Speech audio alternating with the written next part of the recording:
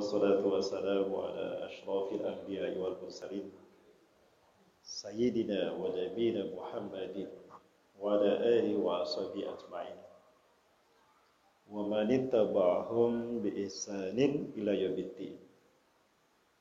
ما شاء الله كان وما لم يشاء لم يكن ولا حول ولا قوة إلا بالله العلي العظيم. قال الله تعالى في كتابه الكريم وبقوله يهتدي المهتدون. أعوذ بالله السميع العليم من الشيطان الرجيم من همزه ونفخه ونفسه. يا أيها الذين آمنوا اتقوا الله حق تقاته ولا تموتن إلا وأنتم مسلمون. وقال تعالى في آية الأخرى وتزودوا فإن خير الزاد التقوى واتقون يا أولي الألباب. وقال رسول الله صلى الله عليه وسلم يبين أو يفسر معنى التقوى في هذه الآية بقوله معكوفا من صحابة عبد الله بن مسعود رضي الله عنه فإنه يقول اتقوا الله حق تقاته أن يطاع فلا يعصى وأن يذكر فلا ينسى وأن يشكر فلا يكفر. من كان فيه ثلاثة أحوال من هذه التقوى فهو من المتقين حقا لله عز وجل. اللهم صل وسلم على حبيبنا ونبينا محمد وعلى آله وصحبه أجمعين. Wabad. Tidak kata yang bisa saya ucapkan pada momentum yang sangat berbahagia dan mulia di rumah Allah ini, di satu kota yang merupakan karunia dari Allah saya bisa menghadirinya, saurulangan, melainkan syukur saya dan teman-teman dan kita semua kepada Allah Azza wa Jalla yang telah menakdirkan kita hadir di masjid ini. Tidak pernah terbesit dalam hidup saya Pak Bupati, malam ini saya harus ada di sini. Ya, ini semua adalah takdir Allah. Allah telah memilih kita untuk hadir dalam majelis mubarakah ini. Maka beruntunglah mereka yang hadir dalam majelis ini. Karena demikian, karena telah dekat dengan surganya masing-masing. Amin. Karena saya yakin Rasulullah tidak pernah berdusta dengan kata-katanya. Di dalam sebuah hadis sahih beliau mengatakan, "Man salaka tariqan yaltamisu fihi 'ilman, sahhalahu Allahu tariqan ilal jannah." Barang siapa yang melangkahkan kakinya menuju majelis ilmu, Allah mudahkan jalan baginya menuju surga. Mudah-mudahan yang hadir semua di sini menjadi ahli surganya Allah Azza wa Jalla. Amin. Mau masuk surga, Bu? Suara saya jelas, Bu? Insyaallah. Bu, mau masuk surga langsung atau mampir ke neraka, Bu? Langsung. Saya doakan ibu-ibu langsung masuk surga. Kalau bapak-bapaknya sudah pasti jawabannya sama, Pak. Begitu, Pak ya? Salawat dan salam semata selalu pada uswah dan qudwah kita Rasulullah Muhammad sallallahu alaihi wasallam. Nabi dan Rasul yang kehadirannya menjadi penutup risalah para nabi dan rasul. Kehadiran beliau menggenapkan kesempurnaan Islam sebagai fitrah umat manusia. Perumpamaan beliau dibandingkan dengan nabi dan rasul yang lain itu beliau gambarkan sendiri. Masali wa masalil anbiya kamasali rajulin bana bunyanan fa'ajmalahu wa ahsanah faja'ala an-nas yatufuna hawlah illa tilka al-labida wa ana tilka al-labida wa ana khatamtul anbiya wal mursalin. Perumpamaan aku hadir di dunia ini dibandingkan dengan para nabi dan lain yang rasul yang lain, ibarat seorang laki-laki yang membangun sebuah bangunan. Dia percantik, dia perindah, sehingga manusia mengelilingi bangunan tadi dan takjub dengan keindahannya. Majmal hadzal bunyan. Betapa indah bangunan ini. Kecuali satu lubang batu bata ini. Kenapa dikosongkan? Tidak ditutup sekalian. Jadi sempurna keindahannya. Akulah satu batu bata yang menutup kekosongan lubang satu itu. Dan aku menutup risalah para nabi dan rasul. Namun demikian, betapapun beliau lahir di akhir zaman, tapi kemuliaan beliau luar biasa. Beliau bukan hanya nabi dan rasul bagi kita, tetapi beliau nabi dan rasul bagi para nabi dan rasul juga. Ada satu kisah. Umar bin Khattab, beliau bersahabat dengan seorang Yahudi Quraizah. Orang Yahudi ini hafal Taurat. Maka Umar meminta orang Yahudi ini menuliskan Taurat untuknya. Ya, berapa lembar lah. Di antara Taurat yang dia tuliskan untuk Umar bin Khattab, salah satunya firman Allah di dalam Taurat. A'udzubillahi minasyaitonir rajim. Allah berfirman, "Inni ba'isun min waladi Ismaila nabiyyan ismuhu Ahmad. Man amana bihi faqad ihtada wa rusyida. Wa man lam yu'min bihi fahuwa mal'unun ila yaumil qiyamah." Aku akan mengutus seorang nabi dari keturunan Ismail, namanya Ahmad. Barang siapa beriman kepadanya, maka dia ada pada jalan yang lurus menuju pada surgaku, menuju kepada jalanku. Dan siapa yang tidak beriman kepada Muhammad, maka terkutuklah dia sampai akhir zaman. Umar bangga, Umar senang dengan petikan Taurat tadi. Lalu beliau pergi tergesa-gesa menuju Rasulullah SAW dan bersabda, "Ya Rasulullah, qad laqaitu bi akhin min Quraizah, fakataba li jawami' min at-Taurat indah. Afala a'raduhu 'alaika ya Rasulullah?" Wahai Rasulullah, aku tadi bertemu dengan orang Yahudi saudara saya. Aku dekat dengannya ya Rasulullah, seperti kami saudara. Karena dia hafal Taurat, aku minta dia menuliskan beberapa kitab Taurat. Boleh saya perlihatkan pada anda? Dengan senang hati Umar menyerahkan pada Rasulullah. Rasulullah pun menerimanya. Namun apa yang terjadi? Dikira Umar Rasulullah senang. Maka Umar tebar pesona kepada para sahabat, membalikan badannya ke arah para sahabat sambil merapikan bajunya. Umar. Namun Umar tidak menyadari apa yang terjadi pada Rasulullah SAW. Sabit bin Abdillah di samping Umar menyenggol Umar bin Khattab dan berkata, "Ya Umar, afala tara bi wajhi Rasulullah." Hei Umar, lihat Rasulullah tersinggung dengan perbuatanmu. Umar kira Rasulullah tidak tahu Taurat. Maka Umar mengarahkan pandangannya kepada Rasulullah SAW. Terlihat Rasulullah merah wajahnya, tersinggung oleh Umar bin Khattab. Umar sadar perbuatannya tidak diterima oleh Rasulullah. Umar merevisi perbuatannya dengan mengatakan, "Raditu billahi rabba, wa bil islami dina, wa bi Muhammadin nabiyya wa rasula." Namun kata-kata Umar tidak menghalangi Rasulullah naik mimbar. Di mimbar dengan tegas Rasulullah menyampaikan, "Lau asbaha Musa fikum, thumma yattaba'tumuhum wa taraktumuni ladhalaltum." Allahu Akbar. Andaikan Musa pagi hari ini ada di tengah-tengah kalian, kalian pergi mengikuti Musa dan Tauratnya, dan kalian meninggalkan aku sendirian di sini, ladhalaltum. Sungguh sesatlah kalian. Allahu Akbar. Kenapa dikatakan sesat mengikuti Nabi Musa? Bukankah Nabi Musa Nabi Allah juga? Dan bukankah Taurat kitab Allah juga? Quran Ali Imran 81 dan 82.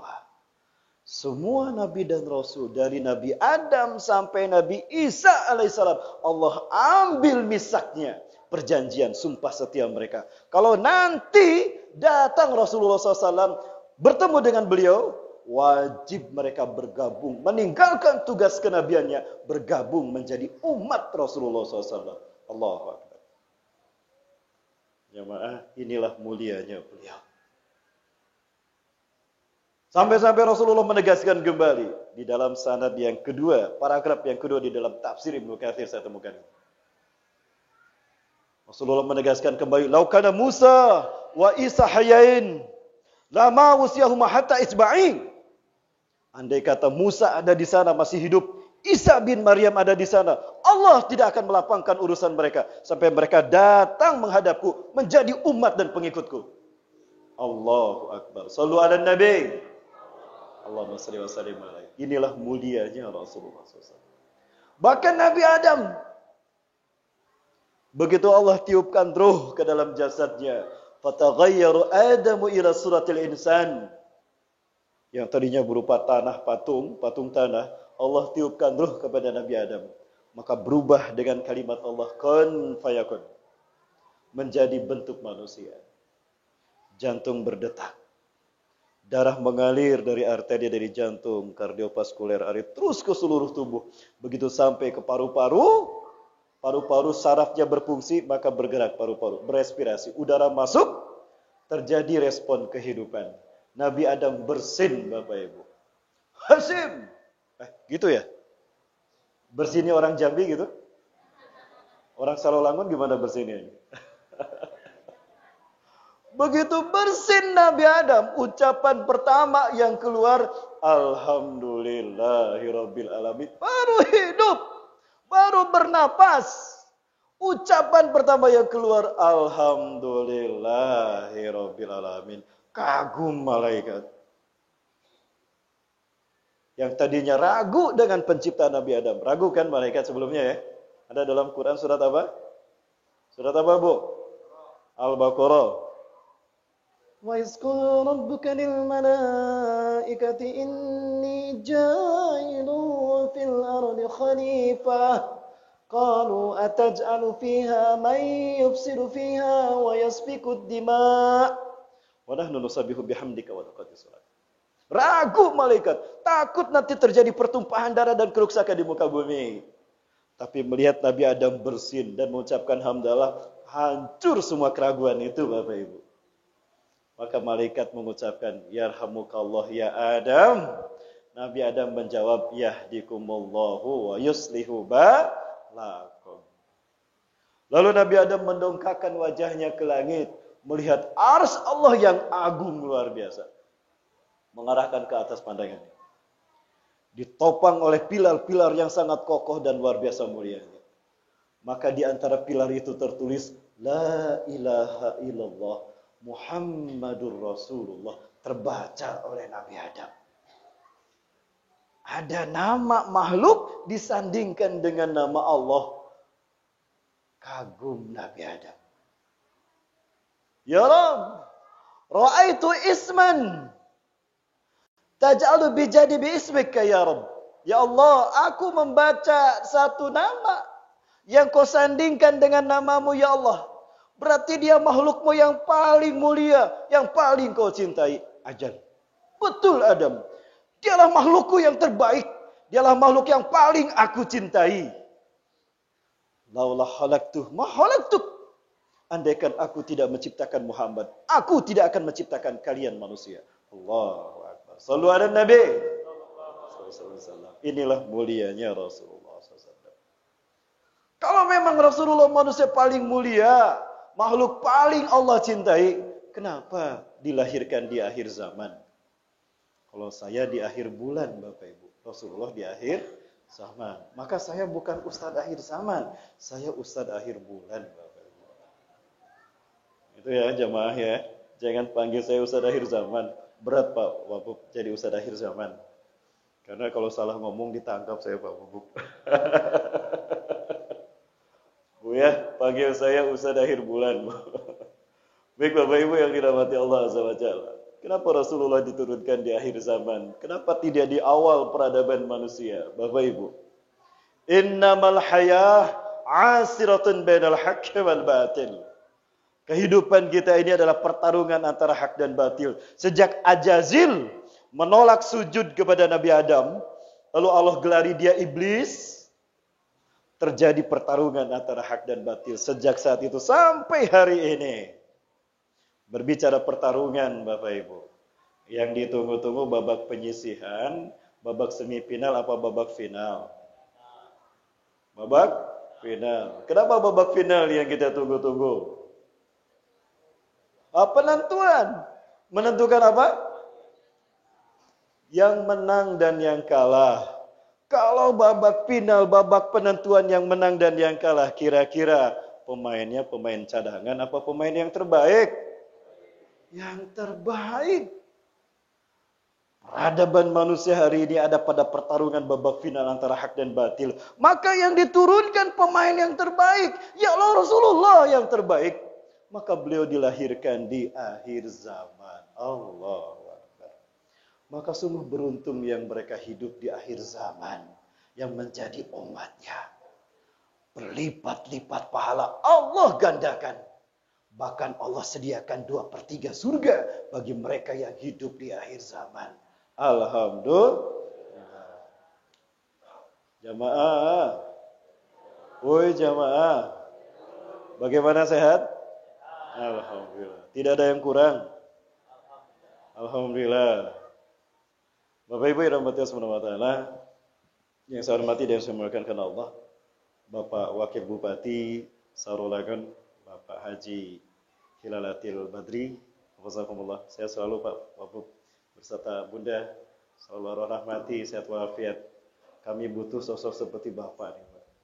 Jarang pemimpin yang lurus, bijaksana, peduli umatnya, dan paling penting lagi mengutamakan akidah dan agamanya. Jarang. Maka jangan salah memilih pemimpin. Betul? Karena pemimpin ini yang menyelamatkan kita nanti di akhirat. Betulkah demikian? Nah, iklan dulu Bapak Ibu. Boleh iklan? Anggap aja ini sinetron drama Korea. Suka ada iklannya kan? Baik. Bapak Ibu, kalau saya tanya, Pak Wabub, mohon maaf saya suka berdiri kalau ceramah Pak Wabub. Boleh berdiri Pak Wabub? Ini ibu-ibu kesel, mana ustadznya? Bukan berarti pengen dilihat, enggak Bapak Ibu. Biar jelas saja ustadznya yang mana. Boleh Bapak Ibu saya berdiri ya? Izin ya? Baik. Bukan apa-apa karena dulu saya pernah sakit, pernah jatuh dari lantai 2 ketika masih mondok dulu. Tulang belakang, tulang ekor saya retak Bapak Ibu. Jadi saya nggak kuat duduk lama. Ya. Boleh berdiri Bapak Ibu ya? Baik Bapak Ibu yang rahmati Allah Subhanahu wa taala. Kalau ada pertanyaan wajibkah kita taat dan beriman pada Allah? Jawabannya apa? Wajib. Ya. Kalau tidak taat kepada Allah hukumnya kafir, maksiat. Pertanyaan kedua, sudahkah kita taat kepada Allah? Sudahkah kita taat kepada Allah? Agak berat jawabnya ya. Kalau ditanya, wajibkah kita taat kepada Allah? Wajib. Tidak taat, kafir, maksiat, dosa. Pertanyaan berikutnya, apa ukuran ketaatan kita kepada Allah? Apakah sholat kita, pakaian kita, sedekah kita, amal ibadah kita? Bukan. Ukuran taat kita kepada Allah adalah taat kepada Rasulullah SAW. Quran surat An-Nisa ayat ke-80. Ya, Allah berfirman, A'udzubillahi minasyaitonir rajim. Man yuti'ir rasul faqad ata'a Allah wa man tawalla fama arsalnaka 'alaihim hafiza. Barang siapa yang taat kepada Rasulullah, maka sungguh dia telah taat kepada Allah. Dan barang siapa yang berpaling dari mentaati Rasulullah, aku tidak mengutusmu Muhammad untuk memelihara mereka. Biarkan mereka, urusan mereka, tanggung jawab saya, kata Allah. Jadi kalau ingin tahu, mengukur ketaatan seseorang kepada Allah, lihat taat tidak dia kepada Rasulullah SAW. Untuk itulah Allah mengutus Nabi dan Rasul dari kalangan kita manusia. Biar jelas ukuran ketaatan kita kepada Allah mudah diukur. Maka jika Rasulullah ukuran ketaatan kita kepada Allah dan hukum taat kepada Allah wajib, berarti taat kepada Rasulullah pun hukumnya wajib. Pertanyaan berikutnya, sudah kita taat pada Rasulullah? Jamaah, mana ini suaranya nggak ada ini? Bu, ragu, takut salah bunda ya. Udah jawab keras ternyata salah, malu enggak itu bunda. Saya bukan ngetes, bukan. Berbagi keyakinan dan keimanan. Kan fungsi kajian ini adalah berbagi, saling menguatkan iman Islam kita dengan pengetahuan agama. Betul? Apa ukuran taat kita kepada Rasulullah SAW? Rasulullah tidak hadir di tengah-tengah kita. Para sahabat gampang diukur ketaatannya kepada Allah. Karena Rasulullah ada di tengah-tengah mereka. Lah kita, Allah gaib, tidak terlihat. Rasul pun sudah tidak ada. Lalu apa ukuran ketaatan kita kepada Allah dan Rasul? Padahal hukumnya wajib. Pemimpin di tengah-tengah kita. Siapa? Pemimpin di tengah-tengah kita. Inilah ukuran ketaatan kita kepada Allah dan Rasulnya. Maka pemimpin yang sesungguhnya adalah mereka yang taat kepada Allah dan Rasul. Betul? Karena dia menjadi ukuran ketaatan mereka kepada Allah dan Rasulnya, umat manusia di tengah-tengah kita ini. Maka Allah nyatakan ini dalam Quran, surat An-Nisa ayat 59. A'udzubillahi minasyaitonirrajim. Ya ayyuhalladzina amanu atiullaha wa atiur rasul wa ulil amri minkum. Hai orang-orang beriman, taatlah kamu kepada Allah, taatlah kamu kepada Rasulullah dan pemimpin pemegang urusan hidup kalian di tengah-tengah kalian, di antara kalian. Ketika Allah dan Rasul gaib, Allah hadirkan satu syariat, yaitu hadirnya pemimpin di tengah-tengah kita. Maka taatnya kita kepada pemimpin sama dengan taat kita kepada Allah dan Rasul. Maksiat kita kepada pemimpin, maksiat kita kepada Allah dan Rasul. Man ata'ani faqad ata' Allah. Wa man asani faqad asallah. Wa man ata' amiri faqad ata'ani. Wa man asa amiri faqad asani. Siapa yang taat kepadaku, ittiba kepada sunnahku, sama dengan taat pada Allah. Maksiat padaku, maksiat pada Allah. Taat pada pemimpinnya, maka dia sama dengan taat kepadaku. Maksiat pada pemimpinnya, maksiat kepadaku. Berarti betapa penting keberadaan pemimpin di tengah-tengah umat Islam, karena dia menjadi ukuran ketaatan kita kepada Allah. Allahu Akbar. Jamaah, bisa diikuti? Bu, bisa diikuti, Bu? Jadi apa ukuran ketaatan kita kepada Allah dan Rasul? Taat kita kepada pemimpin. Sungguh berat posisi dan tanggung jawab seorang pemimpin. Dia menjadi wakil Allah di tengah-tengah kita. Betul? Maka kita doakan pemimpin-pemimpin kita. Mereka adalah pemimpin-pemimpin yang amanah. Allah kuatkan iman Islam mereka. Allah kuatkan keyakinan mereka, fisik dan fikrah mereka, agar mereka bisa memimpin kita untuk mentaati Allah dan Rasul. Amin. Mudah-mudahan Bapak Wabub ini berikutnya Allah pilih untuk menjadi pemimpin Sarul Lagun. Amin. Allah mudahkan beliau dalam segala urusannya. Allah kuatkan untuk memimpin umat sebagai amanah kepercayaan padanya. Allah berikan kesehatan pada beliau. Dan Allah kuatkan beliau untuk memimpin kita mentaati Allah dan Rasulnya. Amin. Ini doa dari kami, Pak Wabub. Mudah-mudahan berikutnya Bapak bisa memimpin kita. Amin ya rabbal alamin. Bapak Ibu yang dirahmati Allah Subhanahu wa taala. Nanti di yaumul hisab kita akan berhadapan dengan Allah seorang diri. Muqabilatan bainana wa bainallah. Hanya kita seorang diri berhadapan dengan Allah. Maka kemudian datang malaikat membawa buku catatan amal kita. Sebelum amal perbuatan kita dibuka catatannya, dihisab satu persatu. Allah bertanya, mana pemimpin orang ini? Mana pemimpin orang ini? Quran, surat Al-Isra ayat 71.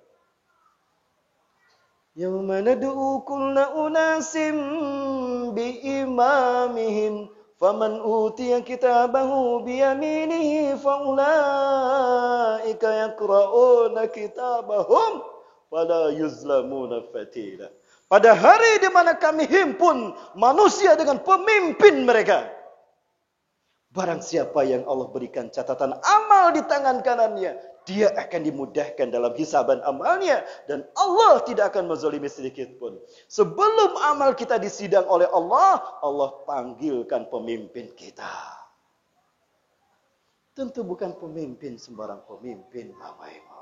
Tapi pemimpin yang bertanggung jawab, yang memimpin umat dalam mentaati Allah dan Rasulnya. Nah, pemimpin seperti ini yang menjadi wakil Allah dan Rasul di tengah-tengah kita. Betul Bapak Ibu?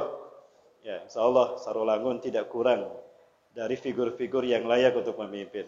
Kita doakan Pak Haji Hilal Badri ini Allah mudahkan dalam urusan berikutnya. Mudah-mudahan Bapak bisa memimpin kami Pak berikutnya Pak. Kami butuh pemimpin-pemimpin untuk menzahirkan Islam di Indonesia. Betul? Bapak Ibu yang dirahmati Allah, cinta sama Indonesia? Saya kagum dan bangga menjadi muslim Indonesia Bapak Ibu. Kenapa demikian? Tidak ada negara lebih kaya dari Indonesia. Tolong beritahu pada saya, ada tidak negara yang lebih kaya dari Indonesia? Jamaah, kemana ini gak ada suaranya ini? Ngantuk jamaah? Kok hening Bapak Ibu? Demi Allah, jika saya salah, saya mohon dimaafkan. Tolong luruskan saya. Sampai hari ini, saya tidak melihat ada negara yang lebih kaya dari Indonesia. Dari Sabang sampai Merauke, Bapak Ibu. Saya lihat sendiri, kami teman-teman dari Latahzan Peduli, sudah sampai 0 km, nangis kami di 0 km. Oh, Indonesia luar biasa. Kami hadir bersama Latahzan, saya sudah 2 tahun bersama sahabat Latahzan Peduli. Pilot project kami ingin membawa merah putih ke tanah para nabi dan rasul. Karena pertarungan akhir zaman yang dulu diperjuangkan para nabi, babak finalnya, battlegroundnya adalah Masjidil Aqsa Palestina. Ada 3 pasukan yang Rasulullah sebutkan yang akan menjadi pasukan Imam Mahdi yang akan dikuatkan Nabi Isa alaihissalam. Humul ladzina haramahullahu nar alaihim, haqqat alaihimul jannah. Mereka adalah orang-orang yang haram disentuh api neraka, wajib surga bagi mereka. Humul ladzina yaqulu lahum Isa bin Maryam. Mereka adalah orang-orang yang Isa bin Maryam berkata, "Anta min ahlil jannah, inna makanaka fil jannah." Tempatmu di surga, kamu ahli surga. 3 pasukan terbaik di muka bumi yang akan membuat para nabi menangis ketika tauhid pada akhirnya menang di akhir peradaban manusia. Allahu Akbar. 2 pasukan sudah muncul. Kami sudah bertemu dengan dia. 1, Ahlu Syam, Palestina dan Suriah. Saya sendiri yang datang membawa teman-teman bertemu dengan mereka. Yang kedua, para pembawa panji hitam dari Khorasan, Afghanistan. Sekarang kita mengenal ada Taliban, betul? Dan Taliban tidak terkalahkan. Rusia tunduk takluk sama Taliban. 1997, ribuan tentara Rusia mati di tanah Afghanistan. Amerika, ikon kapitalisme blok barat, tumbang di tangan Taliban. 2.450 tentara Amerika pulang dalam peti mayat, Bapak Ibu. 2 negara terhebat di dunia tidak bisa mengalahkan Taliban. Apakah Taliban pasukan kedua, pasukan Imam Mahdi? Wallahu a'lam bishawab. 2 pasukan ini akan bertemu di Palestina. Pertanyaan yang ketiga, siapa pasukan yang ketiga? Saya melihat kayaknya pejuang subuh dari Provinsi Jambi. Kok diketawain? Amin. Amin. Ini doa Bapak Ibu. Insya Allah Indonesia. Betul? Indonesia. Negara yang paling dikatuti sekarang ini. Indonesia. Arab tidak.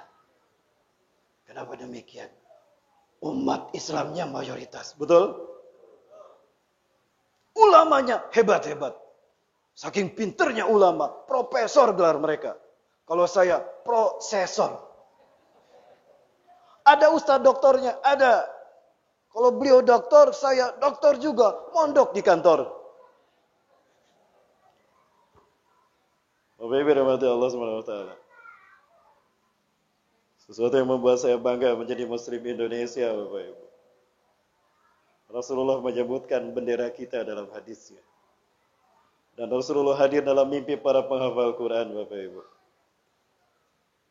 Saya tidak mengada-ngada, bahkan saya sengaja pergi ke Palestina ingin membuktikan betulkah apa pemahaman saya ini.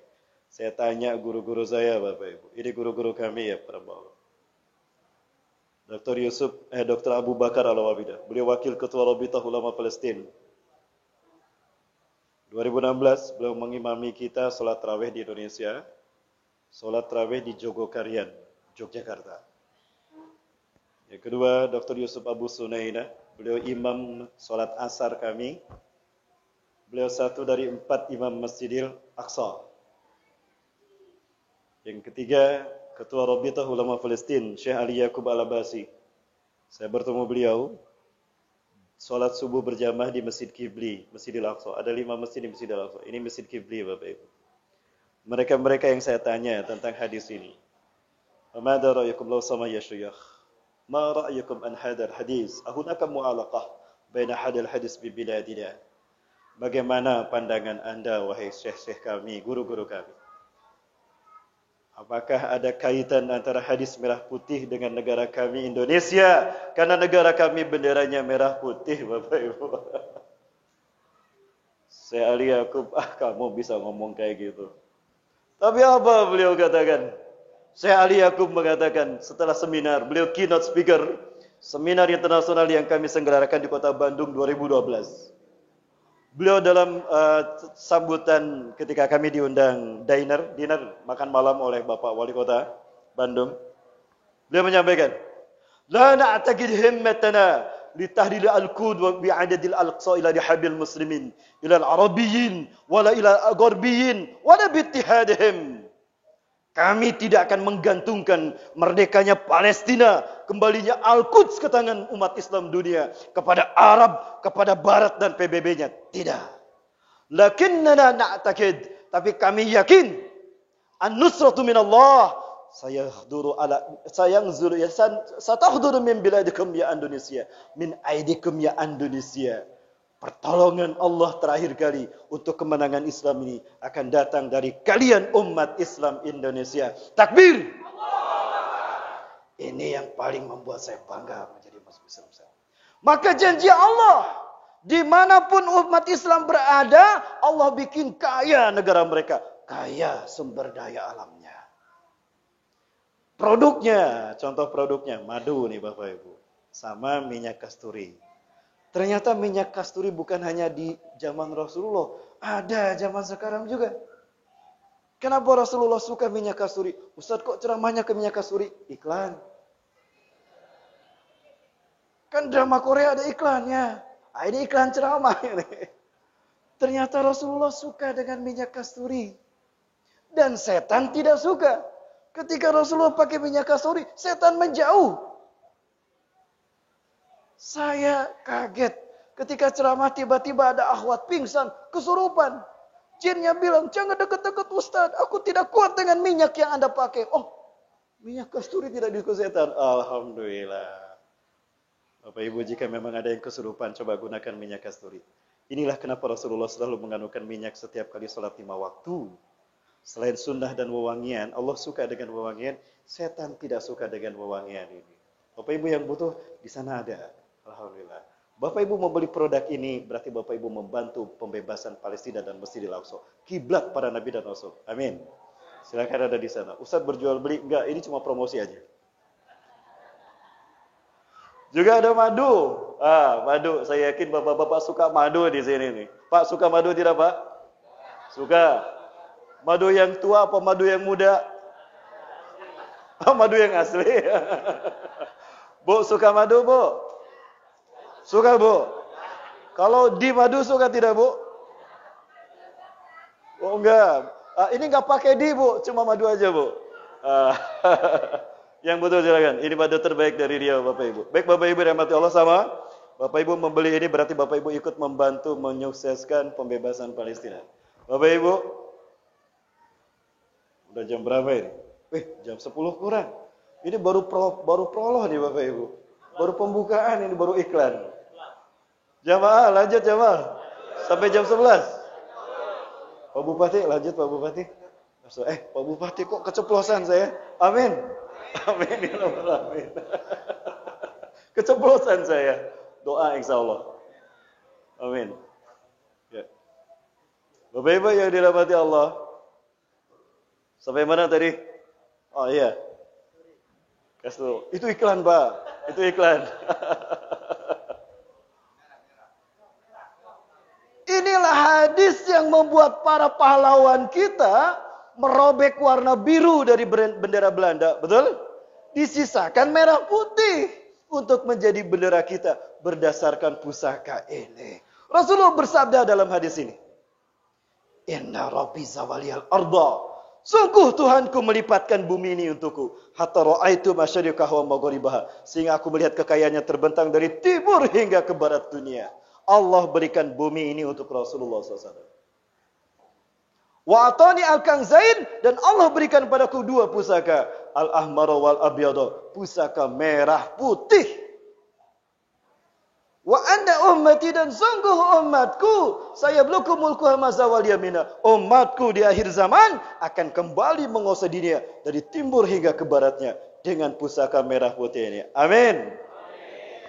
Inilah pasukan yang ketiga yang nanti bergabung dengan pasukan Imam Mahdi dan Nabi Isa alaihi salam. Apakah tahun depan Taliban akan membebaskan Palestina? Wallahu a'lam bishawab. Tadi saya perlihatkan Bapak Ibu di jamaah Masjid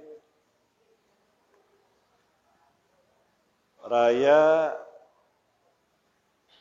Bangko, Berangin. Masjid apa namanya?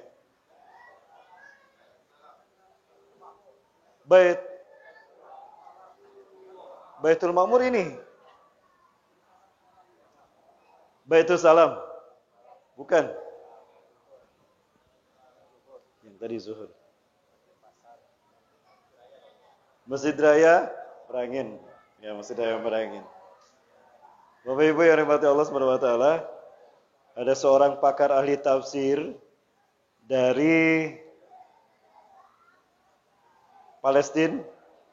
Beliau membuat buku berjudul Kehancuran Israel Yahudi 2022. Ini bukunya ini.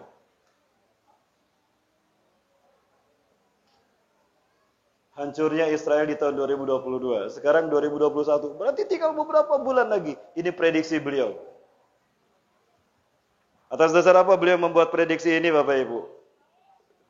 Aduh, bahasanya kesana kemari ini. Gak apa-apa, lanjut saja Bapak Ibu ya. Baik. Alasan beliau, ini hanya prediksi beliau. Yang pertama, ketika Israel memproklamirkan berdiri negara mereka di tanah Palestina, ya, seorang wanita tua Yahudi yang hafal Taurat, dia menangis. Masuk ke dalam rumah seorang penyair Arab, Muhammad Ahmad Ar-Rashid. Dia menangis.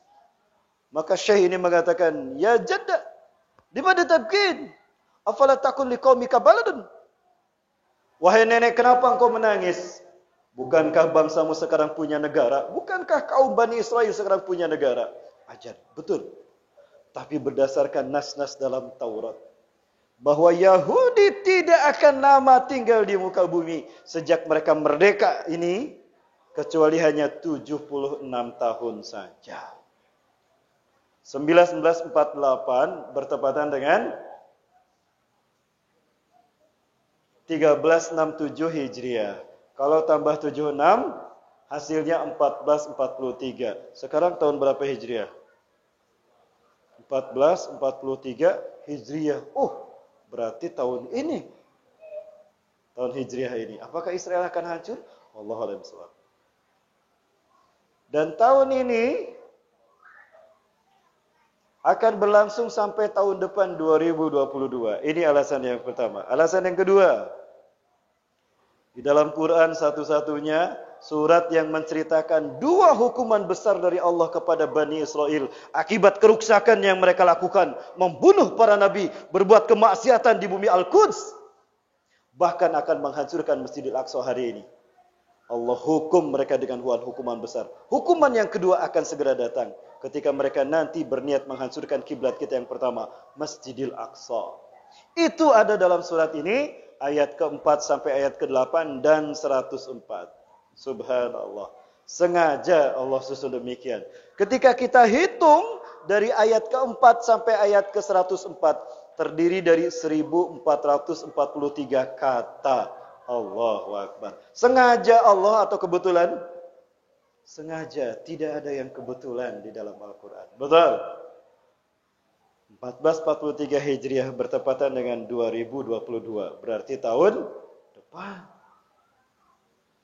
Yang ketiga, Israel menang dalam invasi militer terhadap Lebanon. Dataran tinggi Golan direbut sama Israel. Perdana Menteri Israel saat itu perempuan, Menahem Begin, kejam luar biasa. Dia berkata dalam ceramah kemenangannya itu, bangsa kita ini tidak akan lama menikmati kemerdekaannya sejak tahun ini, kecuali hanya tinggal tersisa 40 tahun saja. 1982, tambah 40 berapa?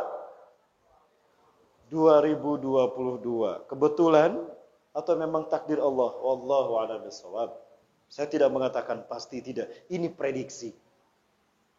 Yang terakhir, komet Halley adalah bintang berekor yang apabila beredar pada jarak yang terjauh, orbit yang terjauh, akan terlihat oleh bumi, oleh penduduk bumi.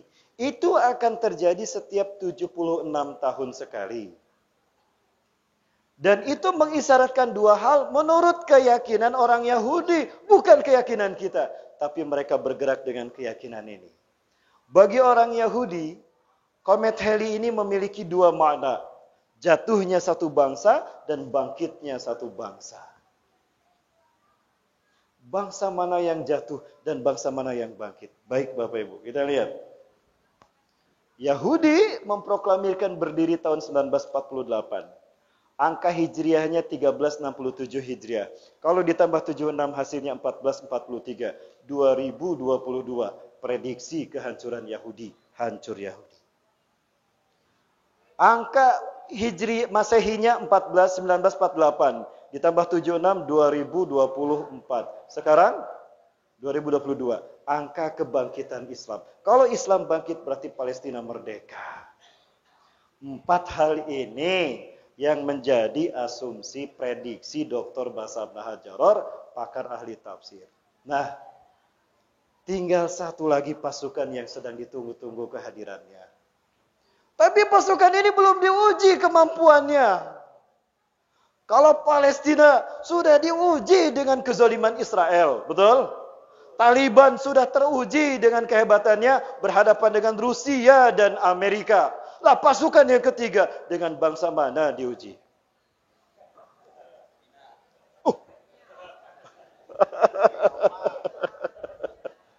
Bangsa mana?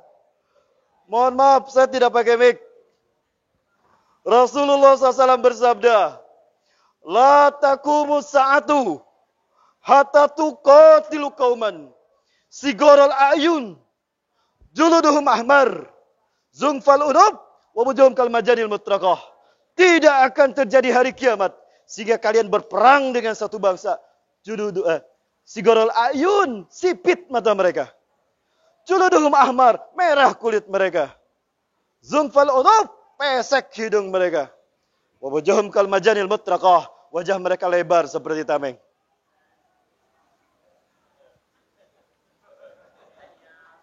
Sudah hadir mereka?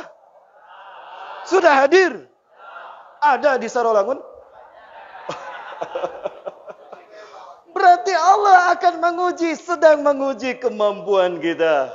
Kalau kita berhasil menjaga kedaulatan NKRI sejak proklamasi dari Sabang sampai Merauke, maka layak berikutnya kita bebaskan Palestina. Allahu Akbar.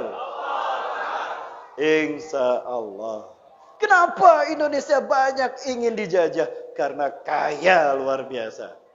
Tidak percaya? Tanyakan sama Pak Bupati sama Pak Camat ini. Betul Pak Bupati Pak Camat? Kaya kita.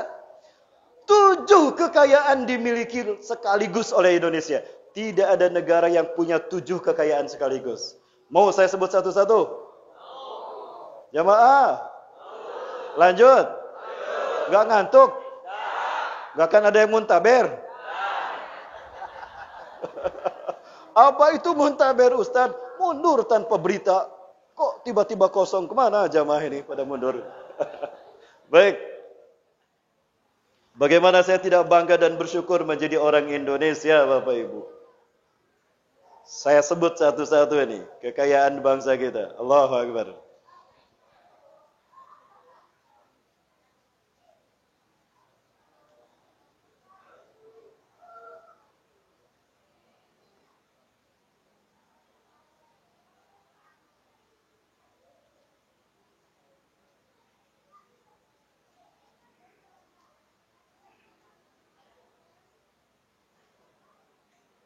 Ini adalah janji Allah Azza wa Jalla.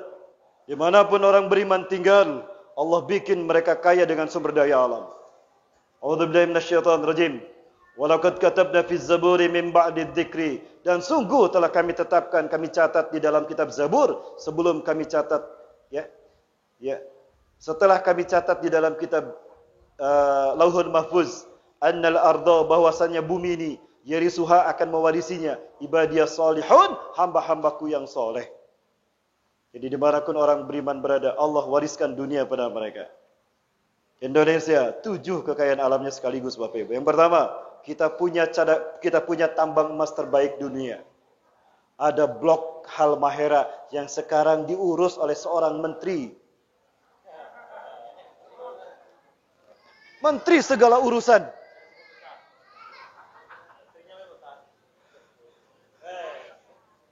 Dan ini berlipat-lipat lebih banyak, lebih besar daripada Freeport. Sekarang kita jangan bicara Halmahera, Freeport Bapak Ibu, kita bicara Freeport. Freeport beroperasi 1967. MOU di AC sebetulnya, MOU di zaman Pak Soekarno, tapi tidak kelar.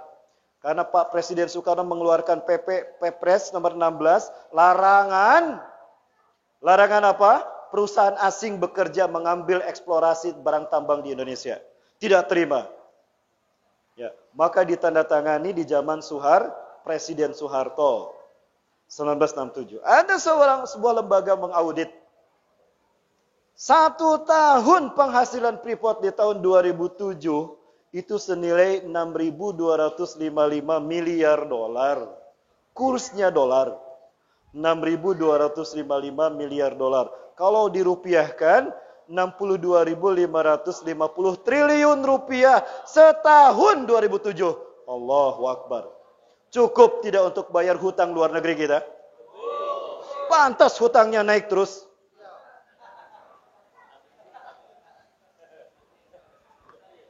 $62.550 triliun setahun Freeport. Sampai lembaga ini mengatakan lagi, andai kata emas yang diproduksi Freeport sejak berdiri sampai hari ini dikumpulkan, lalu ditambah emas yang belum dieksplorasi plus uranium yang ternyata ditemukan di bawah Freeport di Mimika Tembagapura Irian Jaya, 100 kali lebih mahal dari emas uranium. Dikumpulkan semua, lalu dilaksanakan dan dimanfaatkan sebagaimana Undang-Undang Dasar 45 Pasal 33 bahwa kekayaan alam akan dikelola oleh negara untuk kesejahteraan rakyat Indonesia. Betul? Ini undang-undang, tolong jangan diamandemen. Dikumpulkan semua, dibagi rata kepada seluruh rakyat Indonesia. Per kakak dapat 2,7 ton emas. Per kakak dapat 2,7 ton emas. Mau disimpan di mana? Punya tempat nyimpan 2,7 ton emas? Bu, punya berapa kilo emas di rumah, Bu? Bu, punya berapa kilo? 70 kilo, sedikit. Saya 184 kilo emas di rumah. Saya tidak sombong Bapak Ibu. Di rumah saya ada 180 kilogram emas. Mas Ali, Mas Raihan, Mas Sauki, Mas Safik. Tetangga saya, Mas Jono, Mas Tukijan, Mas Paijo. Siapa yang menikmati emas ini? Tanyakan pada rumput yang bergoyang di depan sana. Yang kedua, di dunia ada 2 deretan gunung berapi, Mediterania dan Kaukasus. Ujungnya bertemu di Indonesia. 40% cadangan gas alam dunia ada di Indonesia. Kaya kita dengan gas alam. Faktanya LPG Bu, gratis apa mahal? Mudah apa susah? Nah, insya Allah Saralangun gratis. Amin. Kaya kita Bapak Ibu. Pertanyaannya siapa yang menikmati kekayaan ini? Seorang dokter. Kita seminar di IPTN. Ya, kantornya Pak B.J. Habibie. Seorang pembicara dari Australia diundang. Dokter siapa saya lupa lagi. Indonesia negaranya kaya, rakyatnya miskin. Kenapa? Karena Indonesia salah memilih wakil rakyat. Cuma Indonesia yang baik-baik orangnya ketika memilih wakil rakyat. Kenapa? Ketika wakil rakyat ingin kaya raya, diwakili sama mereka. Ketika wakil rakyat ingin keliling dunia, diwakili sama mereka. Halo? Jamaah? Nah, maka kehadiran pemimpin yang amanah sekali lagi. Sangat kita butuhkan. Kita doakan. Berikutnya Indonesia akan melahirkan pemimpin-pemimpin yang adil. Amin. Mulai dari Serolangun sampai Jakarta. Insya Allah berikutnya Indonesia punya pemimpin yang hebat. Amin. Di Jakarta ada siapa? Betul, sependapat. Tolong syukuri pemimpin yang sudah ada. Ya, terutama di Serolangun ini. Siap dukung beliau? Kirimkan Fatihah untuk beliau. Semoga Allah kuatkan beliau. Amin. A'udzubillahi minasyaitonirrajim. Bismillahirrahmanirrahim. Alhamdulillahirabbil alamin arrahmanirrahim maliki yaumiddin. Iyyaka na'budu wa iyyaka nasta'in ihdinas siratal mustaqim. Siratal ladzina an'amta 'alaihim ghairil maghdubi 'alaihim waladdallin. Amin. Amin ya rabbal alamin. Baik, Bapak Ibu yang dirahmati Allah, masih ada waktu? 2 jam lagi. Kopinya nggak ada. Oh, ada tehnya. Saya nggak minum kopi, Bapak Ibu. Baik, Bapak Ibu yang dirahmati Allah. Yang ketiga, Indonesia eksportir terbesar tambang batu bara. Masya Allah. Pantes sedekahnya besar-besar nih. Alhamdulillah. Ternyata Sarolangun punya batu bara. Mi, pindah ke Sarolangun, Mi. Ya, yang ketiga, yang keempat, kita punya tanah subur, Bapak Ibu. Ada syekh-syekh Arab datang ke Indonesia. Pertama kali datang ke Indonesia, lihat hijau di mana-mana. Hadhihi jannatun tajri min tahtihal anhar. Inilah surga yang mengalir sungai-sungai di bawahnya. Indonesia, kalian surga katanya. Tuh. Ada pohon ketela, pohon singkong, kita tancepin di pekarangan rumah, kita tinggalin. Tumbuh tidak? Tidak perlu diurus. Tempelin saja, tancepin. Tumbuh kan? Subur kita. Allahu Akbar. Kurang apa bangsa ini? Betul? Berikutnya. Karena Indonesia negara kepulauan, maka kita kaya dengan sumber daya laut. Pantas dia jadi menteri maritim.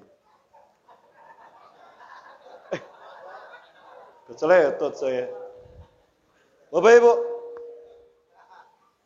Indonesia negara dengan laut terluas, sehingga beliau sampai dikatakan, Indonesia mendapatkan julukan the largest archipelago in the world, negara dengan laut terluas di dunia.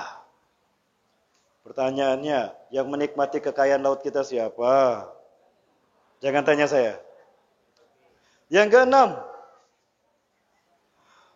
kita punya, karena kita negara kepulauan, kita punya hutan terbesar. Sumbangsi oksigen bersih dunia dari Indonesia. Sehingga Indonesia mendapatkan julukan paru-paru dunia. Terakhir, Indonesia punya tempat wisata yang sangat indah, luar biasa. Ya, devisa negara dari sektor wisata besar, Bapak Ibu. Ini 7 kekayaan yang dimiliki sekaligus oleh Indonesia. Berarti Indonesia paling kaya. Yakin? Kaya mana jadi Indonesia dengan Brunei Darussalam? Kaya kita, Pak. Brunei dengan Kalimantan kalah sama Kalimantan. Kecil Brunei, betul? Tapi, ada tapinya.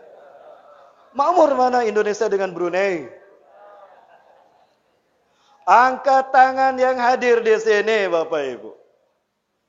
Tolong angkat tangan yang pernah mendengar diberitakan di televisi sekali saja Brunei terkena bencana alam.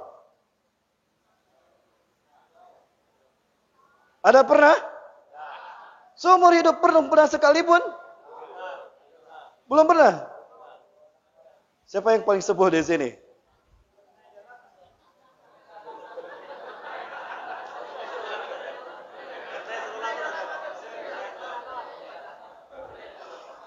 Belum pernah dengar, ayah. Ayah pernah mendengar Brunei terkena bencana alam. Ayah yang di belakang. Belum pernah kan? Sekalipun belum pernah. Indonesia.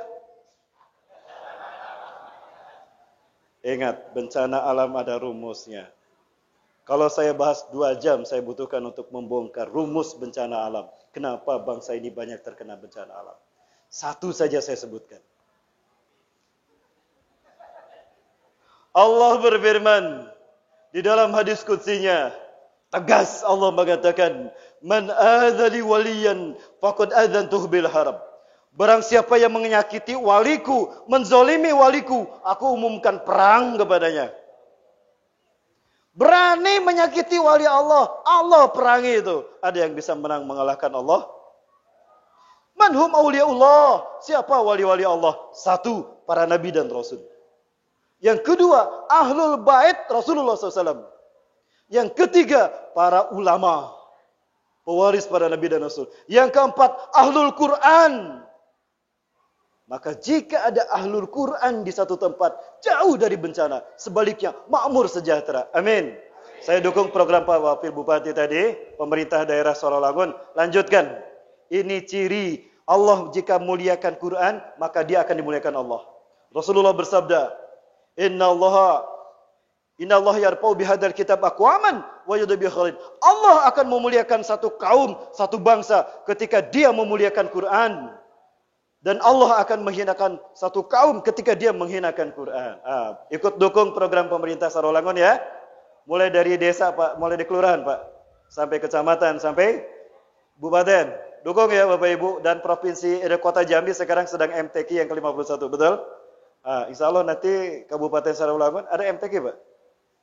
Ada MTQ-nya? Ada MTQ. Mudah-mudahan bisa terlaksana Bapak Ibu. Kalau ada penghafal Quran di satu negara, Allah tidak akan menurunkan bencana. Sampai malaikat Jibril ketika akan menimpakan bencana, Allah mengatakan, Iksib yadaka minhum ya Jibril. Kafi aidik ya Jibril, tahan tanganmu Jibril. Kenapa ya Allah? Bukan jelas ada yang maksiat di sana. Tunggu, ada penghafal Quran di sana. Jangan kau timpakan azab itu. Tuh. Jadi saya mendukung program pemerintah dari pemerintah Sarawangun Kabupaten ini. Tolong teruskan. Kita dukung ya. Insya Allah luar biasa. Memuliakan ahlul Quran, Allah muliakan padanya. Bapak Ibu yang dirahmati Allah Subhanahu Wa Taala, kita dengar apa rahasia Brunei tidak terkena bencana alam. Ini dia Bapak Ibu sekalian.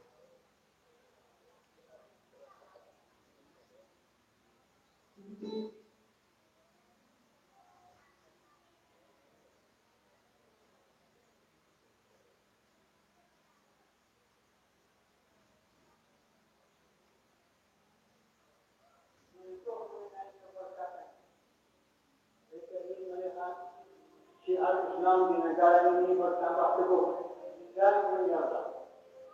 Kita ingin tegaskan bahawa negara Brunei Darussalam adalah sebuah negara yang baik, yang sentiasa mementingkan ibadat kepada Allah. Ia dipandu oleh sistem MIT yang telah pun berjalan sekian lama, sejak ratusan tahun. Sistem MIT juga telah terbukti amat besar pada dunia, sehingga siapa saja yang datang berkunjung ke negara ini akan beroleh pengalaman manis, dapat menikmati suasana aman dan harmoni. Pertahankanlah kebenaran dalam agama, meskipun banyak pihak tidak menyukai. Jelek banget tuh kata-kata yang terakhir tuh. Pertahankanlah kebenaran dalam agama sekalipun banyak pihak tidak menyukainya. Ini rahasia Brunei tidak pernah kena bencana alam. Silakan buka surat Al-Anfal ayat 33. Itu rumus bencana alam. Dan Brunei jauh dari hal itu. Rasulullah sebutkan dalam hal ini. Sinfani min ummati idza saluhan salahatil ummah wa idza fasadan fasadatil ummah. Dua pilar dari umatku, jika kedua-duanya baik, aman, bahagia, sentosa, makmur umatku. Wa idza fasadan, dan apabila rusak dua pilar ini, hancur umatmu, betapapun negaranya kaya. Apa dua pilar tadi? Al-ulama wal umara, ulama dan pemimpinnya. Jika ulamanya lurus, istiqomah mendakwakan Quran dan hadis, tidak tergiur jabatan, tidak mau menjual akidahnya apapun termasuk dengan dunia. Lurus, hanya takut kepada Allah. Dan ketika pemimpinnya adil, bijaksana, berpegang teguh pada prinsip keyakinannya, tunduk patuh pada bimbingan ulama, maka dipastikan negara itu aman sejahtera. Betul? Nah, ini buktinya. Brunei Darussalam. Saya malu ketika Indonesia dilanda wabah orang gila mendadak. Betul? Kok ulama yang dibunuh?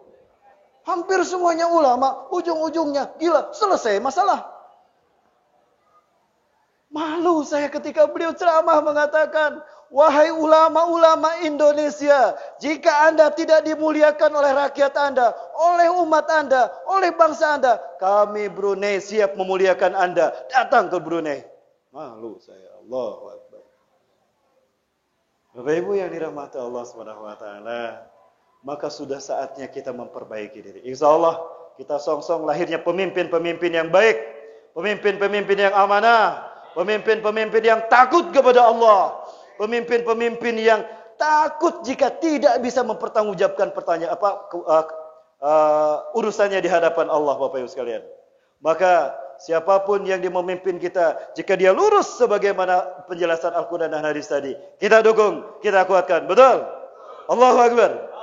Nah, insyaallah. Maka Bapak Ibu yang dirahmati Allah Subhanahu wa taala, saya ikut mendukung kepada apapun upaya untuk merubah tatanan peradaban negara kita ini menjadi lebih baik lagi. Amin.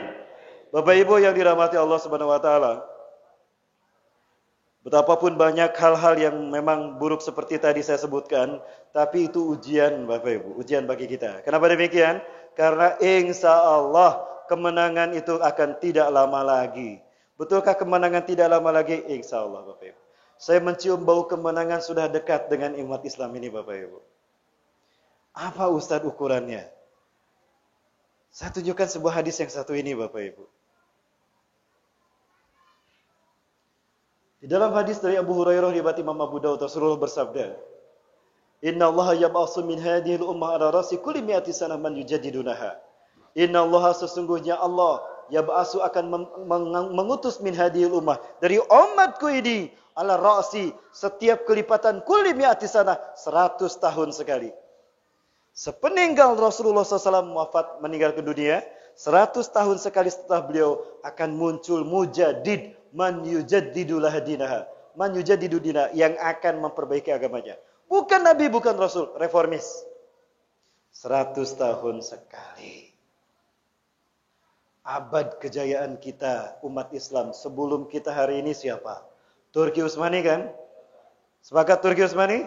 Sepakat. Turki berakhir tahun berapa? 1924. Maka 100 tahun kemudian kapan? 2024. Berapa tahun lagi?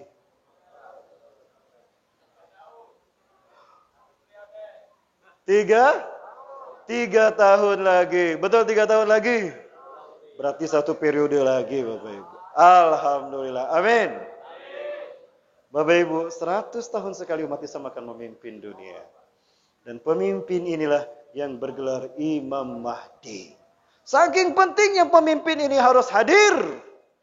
Sampai-sampai Rasulullah bersabda begini. Laulam yabqa' minad dunya ila yaumun. Andaikan tidak tersisa dari dunia ini kecuali 1 hari saja. Besok kiamat, ini hari terakhir dari muka bumi. La tawwalallahu dzalikal yaum. Pasti, sungguh Allah akan memanjangkan hari itu. Hatta yub'asa fihi rajulun min ahli baiti. Sampai Allah mengutus seorang laki-laki dari keturunanku. Yuwati usmu ismi. Namanya sama dengan namaku. Muhammad. Wa ismu abi Abdullah. Namanya Muhammad bin Abdullah. Yamlul arda qistan wa adlan. Kama buliat zulman wa jawran.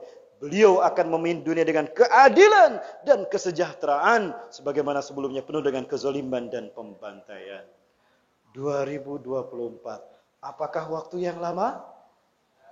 Bapak Ibu, kalau betul hitungan kita, berarti peristiwa-peristiwa besar telah dekat di mata kita. Sudah siap kita menghadapinya? Saya khawatir kita belum siap menghadapinya. Kenapa? Teman-teman saya belum kawin, Bapak Ibu. Kasihan Bapak Ibu sekalian. Bang, udah kawin belum Bang? 3 tahun lagi Bang, Dajjal datang Bang. Buruan Bang, besok nikah Bang ya. Bapak Ibu yang dirahmati Allah. Ini saya perlihatkan satu analisa dari perang dunia yang diambang mata Bapak Ibu. Inggris sedang bersiap-siap untuk menyerang Rusia. Rusia bikin masalah di perbatasan Bapak, di Belarus, Polandia. Bapak Ibu, di Belarus, Polandia, Inggris khawatir Vladimir Putin terlalu gegabah dan berambisi untuk menguasai wilayah-wilayah seperti termasuk Ukraina. Ini Bapak Ibu sekalian.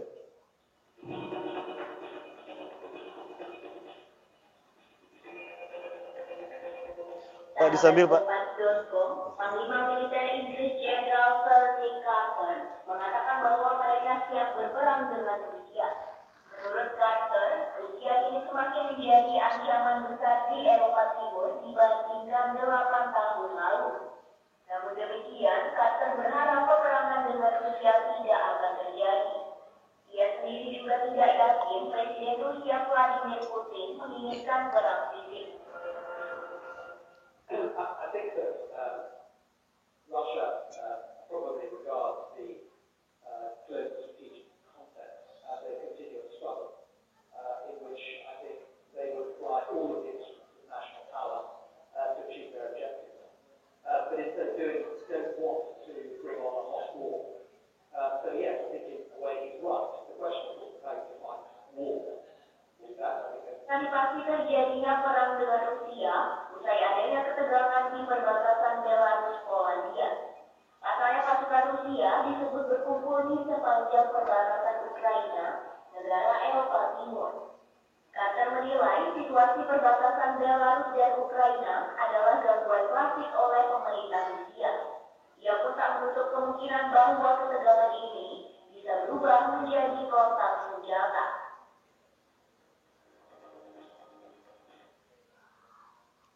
Bapak Ibu rahmati Allah, kalau benar ini pasti negara pengaruhan akan ikutan.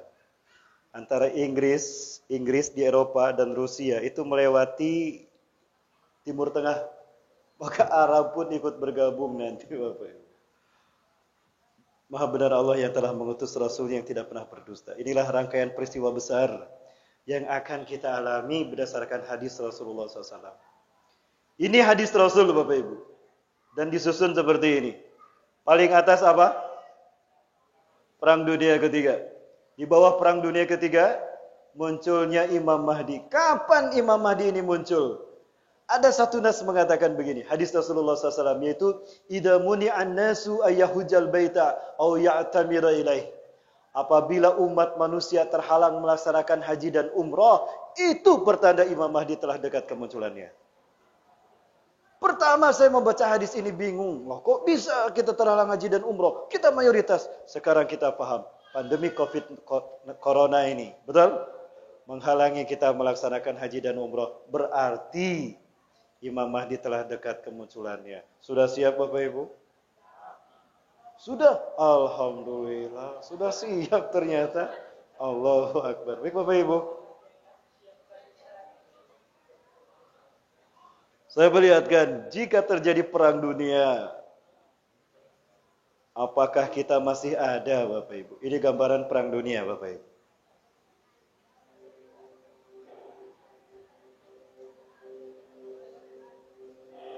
Assalamualaikum warahmatullahi wabarakatuh. Alhamdulillah, Allahumma sholli ala Muhammad. Segala puji hanya untuk Allah Subhanahu wa taala yang telah memungkinkan kami untuk membuat video ini, dan tidak lupa mari kita mengucapkan salam hormat kepada Rasulullah sallallahu alaihi wasallam.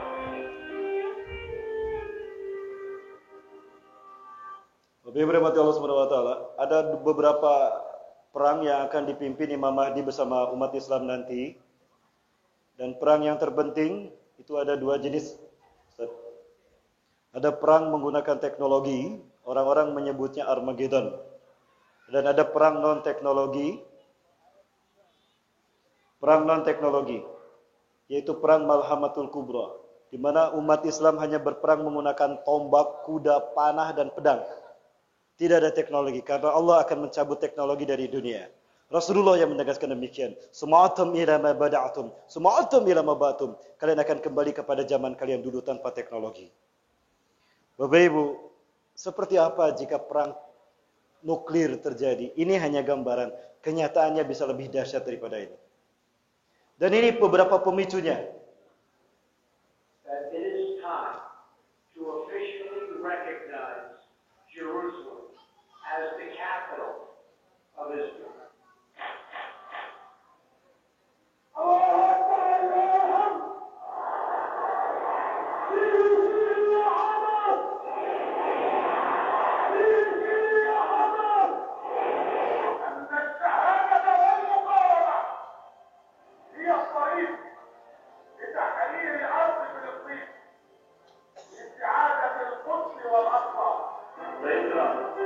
Müslümanların kırmızı çizgisi.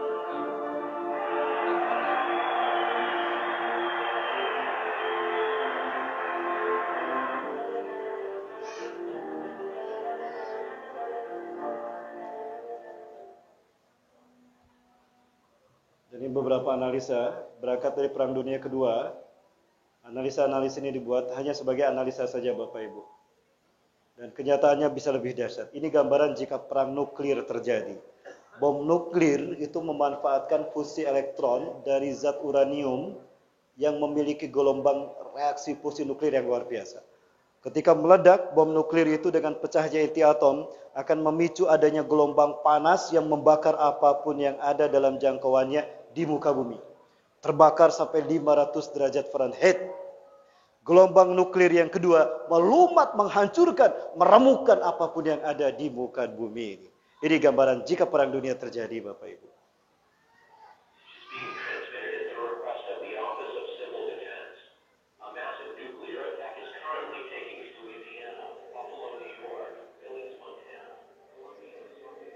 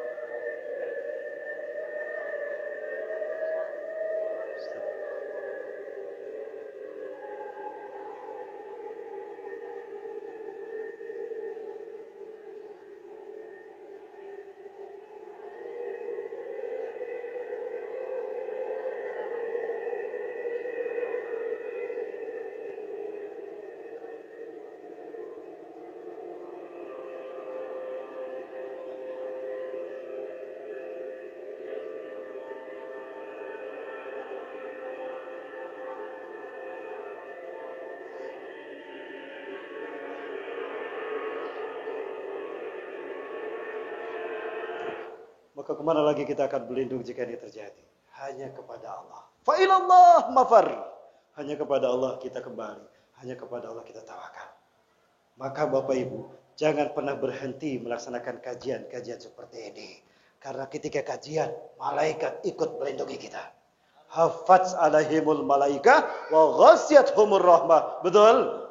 Maka jangan berhenti. Karena pengajian seperti ini yang akan membuat kita terlindung dari semua fitnah itu. Termasuk fitnah Dajjal di akhir zaman. Amin. Ya Rabbal Alamin.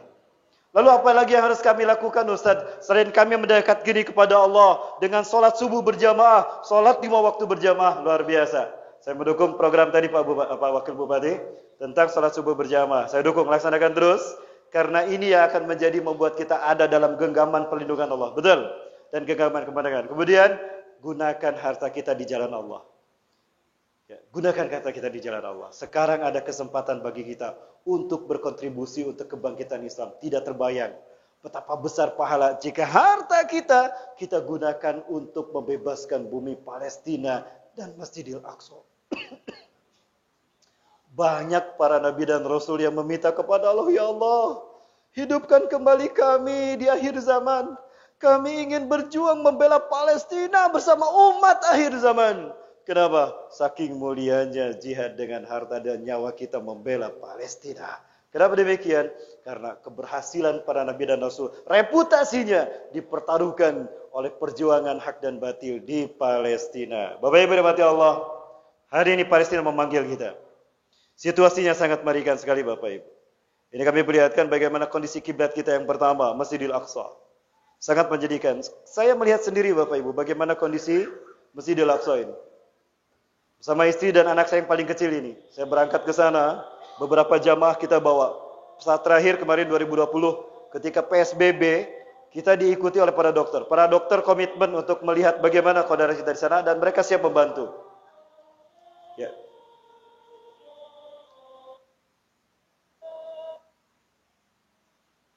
Ini kondisi saudara-saudara kita Bapak Ibu. Mereka tidak bisa melaksanakan sholat 5 waktu di Masjidil Aqsa. Walaupun di bulan Ramadan, tidak bisa Bapak Ibu. Yahudi menguasai Masjidil Aqsa. Kiblat kita yang pertama. Kiblat para Nabi dan Rasul.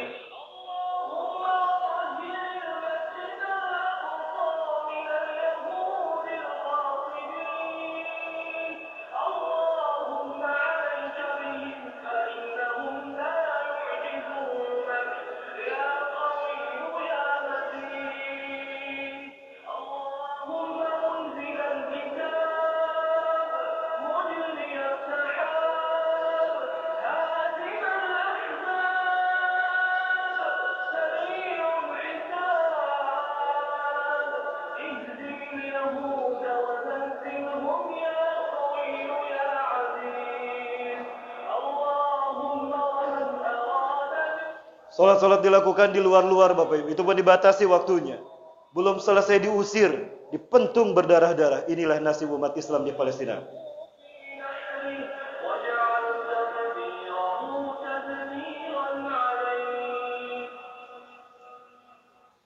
Di bulan Ramadan 2018, 3 pekan mereka dibombardir. 1.250 orang meregang nyawa, 750 anak-anak Bapak Ibu. Beginilah fakta kejahatan Yahudi di muka bumi.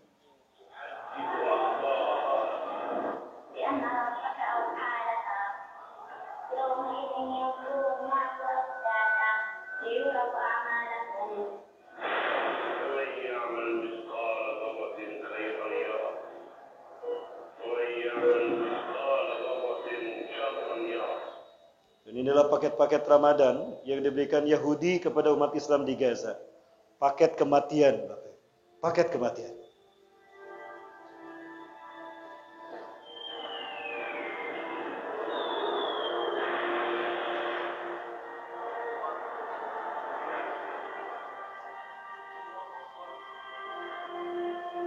Beginilah kondisi umat Islam di akhir zaman yang membuat Rasulullah sedih, Bapak Ibu.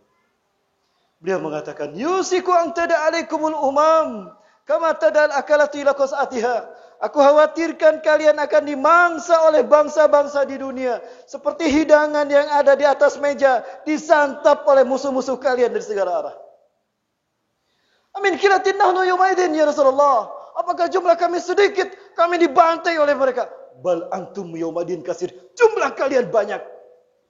Tapi kalian tidak punya kekuatan. Karena kalian berpecah belah. Divide et impera. Sudah dipecah belah, diadu domba. Maka hati-hati. Jaga kebersamaan kita. Jaga ukhuwah Islamiyah. Jangan mau diprovokasi dan diadu domba. Betul? Siapapun mereka yang memprovokasi kita. Jangan pernah mau mendengar. Upayakan persaudaraan di antara kita. Kuatkan kejamahan kita. Karena itu yang akan membuat kita saling terlindungi. Betul? Allahu Akbar. Salam.